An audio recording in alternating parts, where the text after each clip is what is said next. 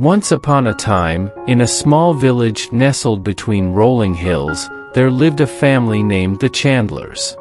The Chandlers were known for their kindness, but they also had a problem, a long-standing dispute that had torn their family apart. The Chandlers consisted of Grandma Rose, her two sons, David and Michael, and their families. The dispute had started generations ago over a piece of land. It had grown into a fierce battle, and no one could remember the exact reasons anymore. All they knew was that they were supposed to dislike each other. The heart of the dispute was a beautiful orchard that lay between David's and Michael's houses. The orchard was once a symbol of family togetherness, but it had become a source of bitterness. David believed the land belonged to him, while Michael insisted it was rightfully his. They hadn't spoken for years, and their children had grown up without knowing their cousins. One summer morning, a curious event occurred. Grandma Rose woke up with a dream that left her feeling unsettled. She dreamt of a giant tree in the middle of the disputed orchard, its branches stretching out in all directions. She believed this dream was a message that it was time to heal the family wounds. She decided to gather everyone under the tree she had dreamt about. She invited David, Michael, and their families, even though they were reluctant. They agreed out of respect for their beloved grandmother. As they all gathered under the ancient tree, Grandma Rose began to speak with a warm smile on her face. "My dear family," she said, "I had a dream last night, a dream of this tree. I believe it's a sign that we must put our differences aside and come together as one family again." David and Michael exchanged skeptical glances, but Grandma Rose's words held a certain magic. She continued, "I want us to remember the love and unity we once had.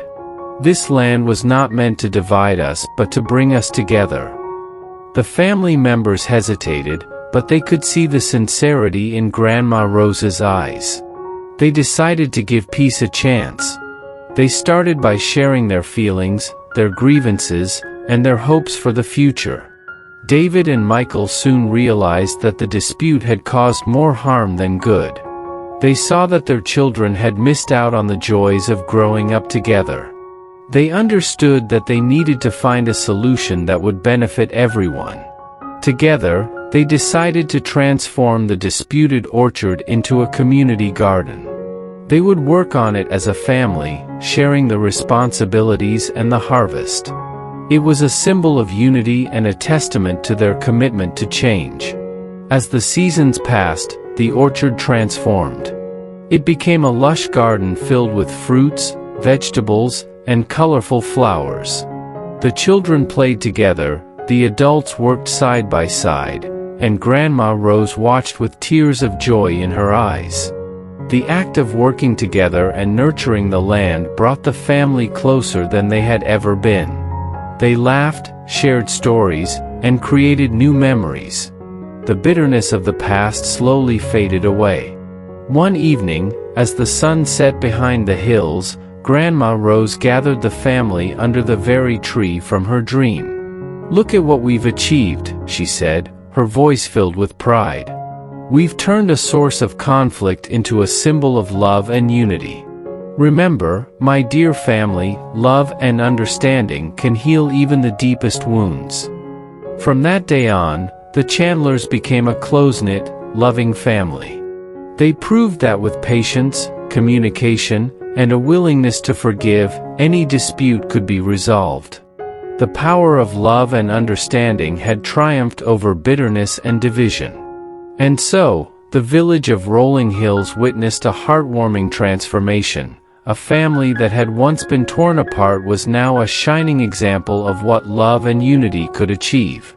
The Chandlers lived happily ever after, their hearts filled with the warmth of reconciliation. With each passing day, the Chandlers' garden grew more bountiful. Their shared efforts reaped a harvest that not only filled their kitchen tables but also brought smiles to their faces. The joy of working together had replaced the bitterness that had once torn them apart. One summer evening, as they gathered around a table laden with the fruits of their labor, Grandma Rose shared a new idea. "My dear family," she began, "our garden has not only brought us closer but has also brought us closer to our neighbors. I believe it's time to extend our love and unity beyond our family boundaries." David, Michael, and the rest of the family nodded in agreement. They had seen how their garden had become a symbol of hope and reconciliation in their village. The Chandlers decided to open their garden to the entire community. They welcomed neighbors, friends, and even strangers to join them in tending the garden. It became a place where people from all walks of life came together, shared stories, and nurtured not only the plants but also their bonds with one another. The garden was no longer just a source of fruits and vegetables, it was a source of inspiration. It became a model for how disputes could be resolved, and unity could be achieved through love, understanding, and collaboration. As the years passed, the Chandlers' garden became famous far and wide. People from neighboring villages and even distant towns came to visit, hoping to learn from the Chandlers' example. The village itself had transformed into a haven of peace and harmony.